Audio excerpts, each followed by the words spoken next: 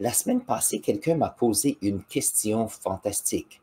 Il a posé la question et il m'a dit que j'avais fait une erreur dans une de mes vidéos et j'ai fait un peu de recherche et je me suis dit, je dois essayer de trouver ce qui se passe.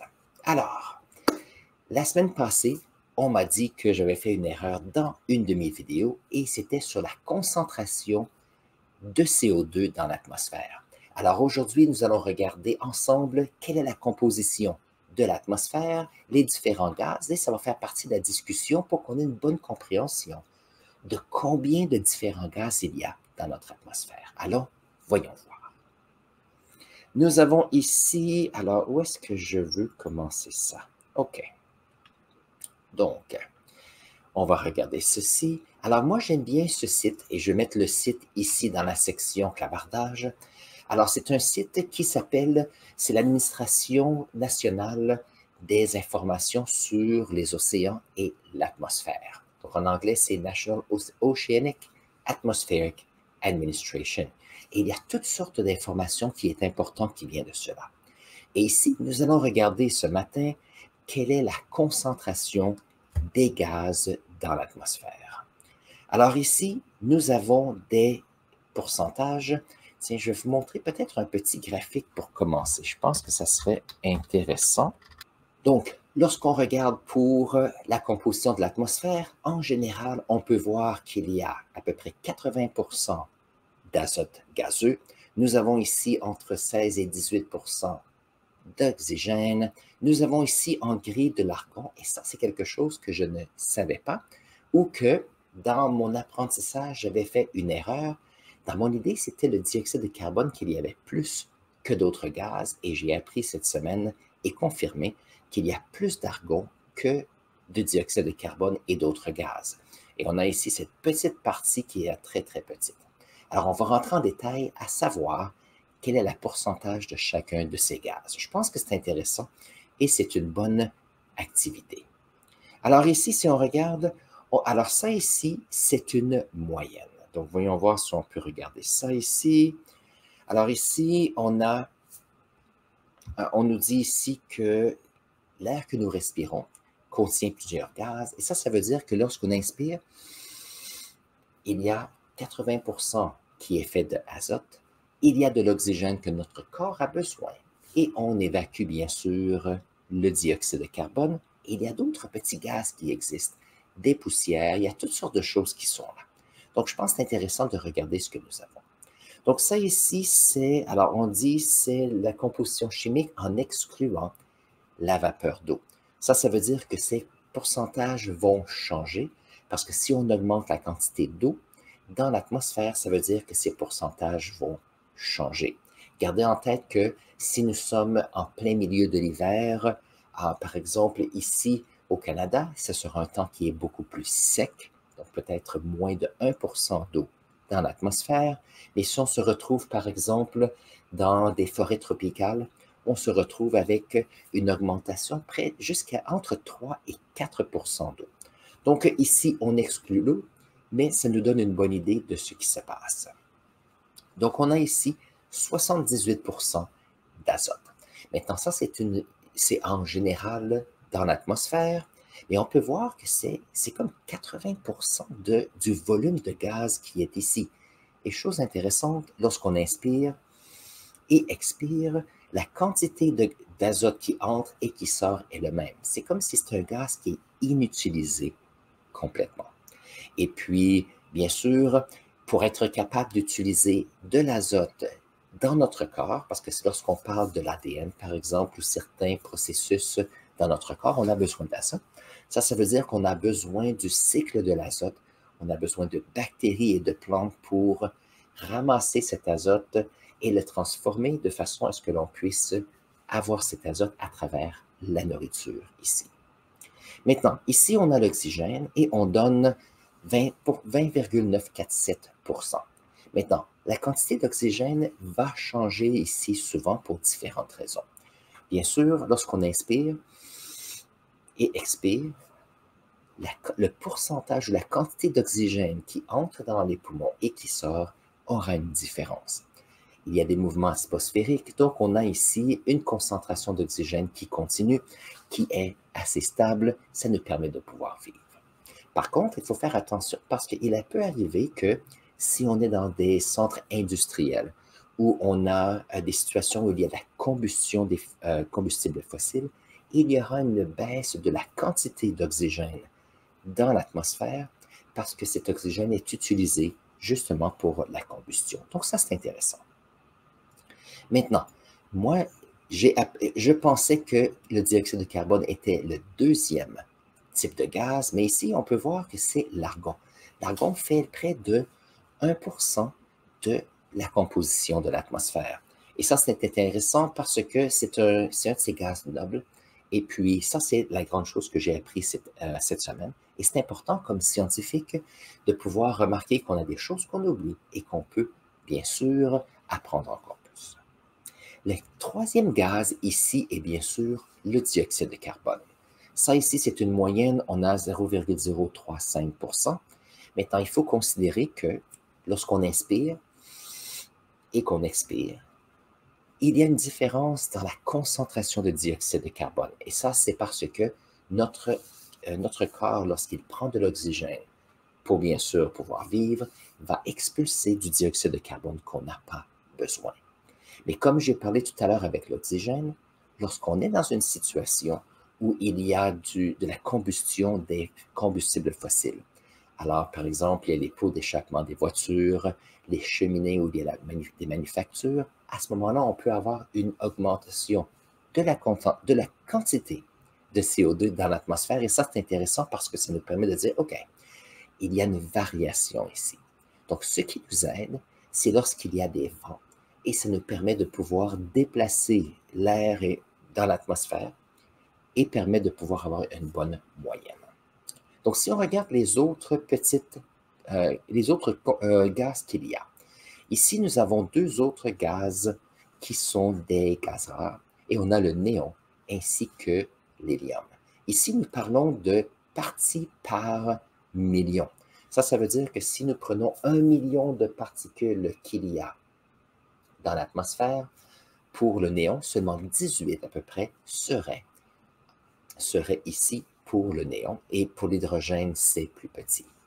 Maintenant ici, un gaz qui est important, il y a le méthane. Et on va en parler tout à l'heure parce que la composition de l'atmosphère, des fois, affecte notre environnement. Voilà. Lorsqu'on a le dioxyde de carbone, chose intéressante, c'est que c'est un gaz à effet de serre. Donc, de ce temps-ci, on parle beaucoup des changements climatiques. On dit qu'il y a plus de dioxyde de carbone dans l'atmosphère, qui fait que ça fait un effet de serre. Et donc, la température globale augmente. Les choses intéressantes, nous avons le méthane qui est aussi un gaz à effet de serre. Celui-ci peut se faire, par exemple, lorsqu'on parle de marécage, lorsqu'il y a décomposition de la matière organique. Alors, si on a, par exemple, des contenants pour le compostage, il y aura du méthane qui sera créé. Il y a bien sûr, présentement, lorsqu'il y a le dégel de certains endroits dans les hautes latitudes, par exemple, lorsque le pergélisol, par exemple, fond, on se retrouve avec du méthane qui se retourne dans l'atmosphère. Et chose intéressante, c'est que le méthane a un effet réchauffement. Donc, alors, le potentiel de réchauffement du méthane est plus grand que le réchauffement potentiel que le dioxyde de carbone peut faire.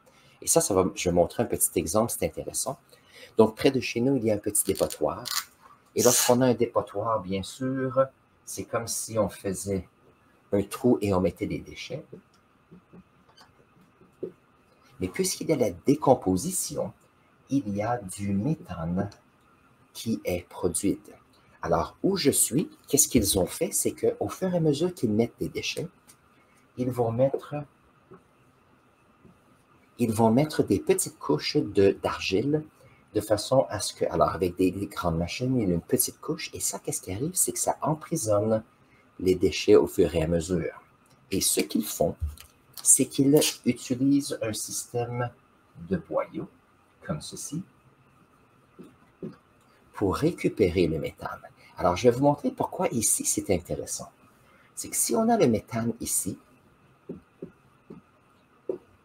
et que nous avons la combustion du méthane, nous obtenons deux autres gaz. Et les deux autres gaz sont l'eau et le dioxyde de carbone, comme cela. Donc, voyons voir si ça, c'est équilibré. Un carbone, ça va. Et nous avons ici 3 demi. Alors, si ça, c'est 3, nous avons besoin de 2, 2 et 2, comme cela. Parfait. Et ça crée de l'énergie.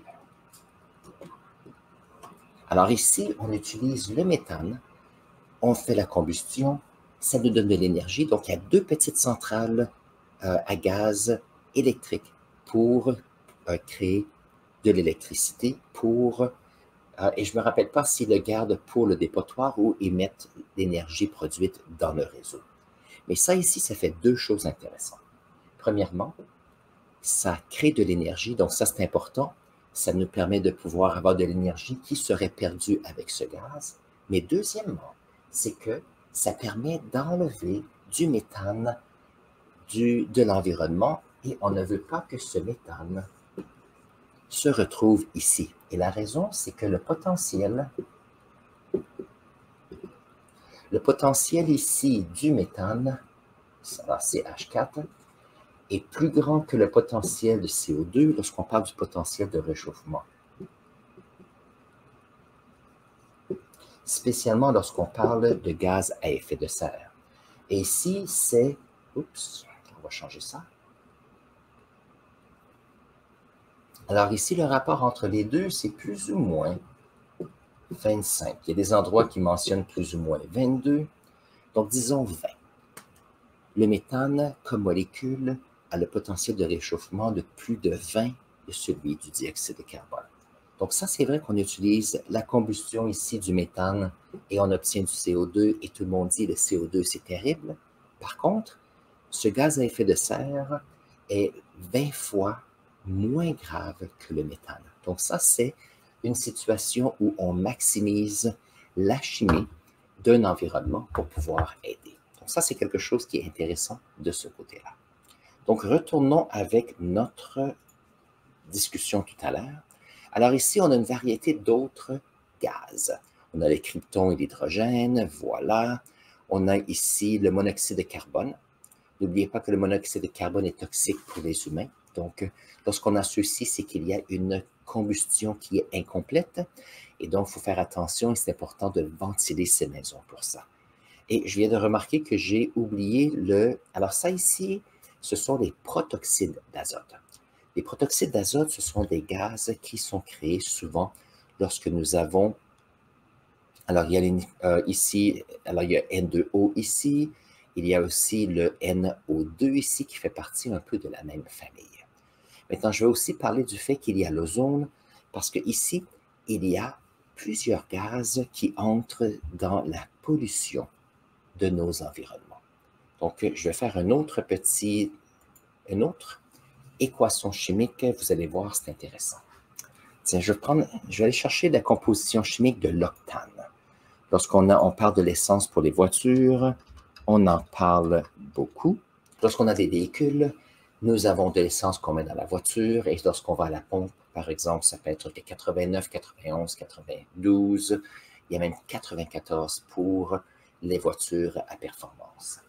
Donc, si on prend l'octane qui est un combustible fossile et que nous avons de l'oxygène comme cela, regardons voir quelle est l'équation de la combustion parfaite de celle-ci. Ça nous donne de l'eau et du CO2 comme cela. Donc, j'ai 8 carbones ici, donc nous allons équilibrer l'équation. C8, alors on en a 8 ici. On a ici 18 molécules d'hydrogène, ça veut dire qu'on aurait 9 molécules d'eau. Donc, ce que je vais faire, je vais regarder ici pour l'oxygène. Ici, j'ai 16 oxygènes, ici, j'en ai 9. Donc, nous avons 25 demi ici. Ça veut dire que je vais multiplier par 2 partout. 2, 25, 18 et 16. Donc, je vais juste m'assurer que c'est bien équilibré maintenant. 2 fois 8 carbone, ça fait 16 carbone. Donc, ça ici, ça va. Nous avons ici 36 hydrogènes. 2 fois 18, ça fait 36. Excellent. Nous avons ici 32 plus 18, ça fait 40, ça fait 50. Et donc, ça va bien. Donc, lorsqu'on a ici notre équation et on a de l'énergie qui est produite. Alors, lorsqu'on a la combustion, et je dis qu'on est dans un quartier industriel, on a beaucoup de molécules d'oxygène qui entrent dans l'équation et qui se retrouvent dans l'eau et le dioxyde de carbone. C'est pour ça que, par exemple, il y a des changements de quantité d'oxygène. Autre chose intéressante, c'est que ça, c'est une équation qui est parfaite. Ça veut dire que dans la réalité, lorsque nous avons l'oxygène qui vient de l'atmosphère, il y a bien sûr d'autres composants de l'atmosphère. Nous avons dit qu'il y avait de l'azote comme ceci, il y a du dioxyde de carbone, il y a de l'argon, il y a, qu'est-ce qu'on pourrait mettre aussi, il pourrait y avoir des poussières, comme ceci. Donc, 1, 2, 3, ça, ce sont les gaz les plus importants. Il y a d'autres gaz qui peuvent être inclus, par exemple, des protoxydes d'azote, comme cela, un mélange d'azote et d'oxygène. Donc, chose intéressante, c'est que nous avons ces gaz qui sont inclus dans l'atmosphère, mais puisque lorsqu'il y a la combustion, il y a production d'énergie, c'est que ces molécules ici vont interagir avec cela, et permettent d'avoir de nouveaux composants chimiques qui sont produits. Donc, ça veut dire que oui, il y aura un paquet, ici, un paquet de molécules de protoxyde d'azote qui seront créées. Il y aura le monoxyde de carbone, qui est une molécule qui n'est pas, une combustion qui n'est pas parfaite. Il y a bien sûr l'eau et le dioxyde de carbone. Il va y avoir du carbone, parce que les poussières vont brûler à l'intérieur ici, et peu importe quelle est la composition de la poussière, on se retrouve avec toutes sortes d'autres molécules. Ça veut dire que lorsqu'on a beaucoup de voitures et beaucoup de pollution qui arrive, on se retrouve avec du smog. Qu'est-ce que c'est le smog? C'est qu'en plus de la combustion ici, on se retrouve avec un paquet de nouvelles sources. Et en plus, lorsqu'on parle de l'octane, ça c'est une molécule parfaite. Il peut se retrouver avec du soufre ici. Ça veut dire qu'on se retrouve aussi avec, je vais mettre X et Y parce qu'il y a différents regroupements. On se retrouve avec du smog. Et qu'est-ce que c'est le smog? C'est cette couverture brunâtre dans le ciel lorsqu'on a une ville où il y a beaucoup de pollution l'été, il y a peu de vent. Donc ici, chose intéressante, on peut voir que lorsqu'il y a le smog, il y a une différence dans la qualité de l'atmosphère et c'est pour ça qu'on propose aux personnes de rester à l'intérieur. Mais tout de même, c'est quelque chose à s'occuper. Lorsque le vent revient, on remélange l'atmosphère et tout va bien. C'est pour ça qu'il faut faire attention à notre atmosphère. Alors, l'autre chose que je voulais montrer, qui est intéressant, voyons voir, c'est ici. Donc, ici, nous sommes ici à un autre site qui s'appelle le laboratoire pour monitoring, pour observer les gaz globaux. Et ici, il y a plusieurs petites tendances. Alors, je regarde la tendance pour le dioxyde de carbone, et ça, c'est l'information qu'on a, et moi, j'aime bien ceci.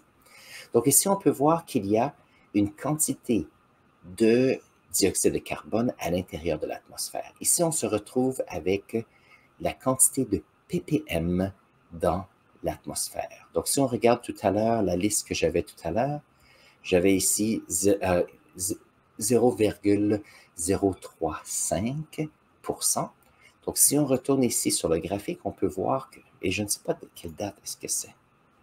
On ne mentionne pas la mise à jour ici. Ah, ça a été mis à jour en 2023. Très bien. Donc, si on regarde ici, on peut voir. Donc, on regarde ici la température, la quantité de CO2 sur une des îles de Hawaï. Donc, c'est Mauna Loa.